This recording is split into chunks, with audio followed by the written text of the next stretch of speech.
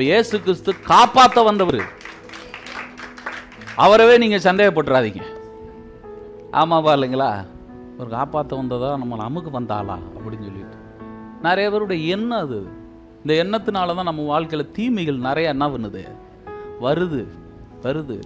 என்ன நடந்தாலும் சரி, அவர் நல்லவர். அல்லேலூயா. அவர் தீமையிலிருந்து காப்பாற்ற வந்தவர். ஆமாம், நன்மைக்கு ஏதுவா மட்டும்தான் எனக்கு நடக்கும், தீமைக்கு ஏதுவா என்ன பண்ணாது. ஆண்டவர் சொன்னா, உன்னை குறித்து நான் நினைச்சிருக்கிற நினைவுகள் தீமைக்கானதே அல்ல, அது எல்லா நன்மைக்கானவைகள் தான். ஆண்டவர் நம்ம குறித்து யோசித்தா ஒரே ஒரு யோசனை தான், என்ன நன்மை இன்னைக்கு செய்யலாம். ஆமா, இன்னைக்கு உங்களுக்கு ஒரு நன்மை செய்ய போறார், அவ்வளவுதான். வேற ஒன்றும் கிடையாது. உயிர்த்தெழுந்த நாளில் மண்டை தெளிவாயிருச்சு பாஸ்டர், என்ன பண்ண போறீங்க, அவ்வளவுதான். என்ன என்ன கண்டுபிடிச்சிட்டா, அது எங்க இருந்து வருதுன்னு கண்டுபிடிச்சிட்டோம். முதலாவது அது தெரிஞ்சுங்க, அது பாதாளத்திலிருந்து வருது. அதனாலதான் இயேசு கிறிஸ்து பாதாள வரைக்கும் என்ன பண்ண வேண்டி இருந்துச்சு, போக வேண்டி இருந்துச்சு. சும்மா நீங்க அதை ஜெயிச்சிட முடியாது. ஏனென்றால் ஜெயிக்கக்கூடிய அதிகாரமோ அதனுடைய நிலையிலேயோ நாம இல்லை. ஆமா இல்லைங்களா?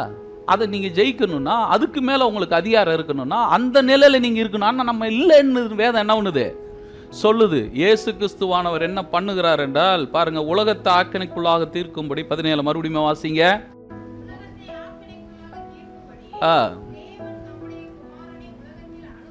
அனுப்பாமல் யாரால?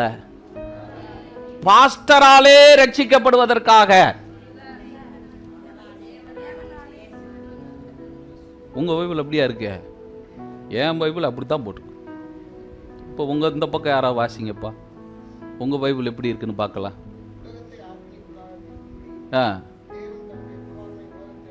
அது கரெக்டாக தான் இருக்கு. அவராலேவா? பாஸ்டராலே இல்லையா? சரி, இந்த பக்கமும் சரி, இங்கிட்டு வாசிச்சாச்சு. இந்த பக்கத்துல இருந்து யாராவது ஒருத்தர் வாசிங்க. அனுப்பாமல் பாஸ்டராலே ரட்சிக்கப்படும்படிக்கு அனுப்பினார். அப்ப எல்லா பைபிளும் ஒண்ணுதான் போட்டிருக்குது நான் நினைக்கிறேன். யாரால? அவராலே, நான் இயேசு கிறிஸ்துவாலே இந்த உலகம் ரட்சிக்கப்படுவதற்காக. வேற எவராலும் கிடையாது, எவராலும் கிடையாது. ஆழமா புரிஞ்சுக்க, எவராலும் கிடையாதுன்றத முடிவுக்கு வாங்க. யாராலும் உங்களுக்கு ரட்சிப்பு என்ன பண்ண முடியாது, கொடுக்க முடியாது. அங்கங்க நம்பி ஏமாந்துடாதீங்கன்றேன் நான்.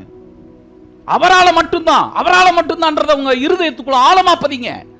அதான் விசுவாசம்.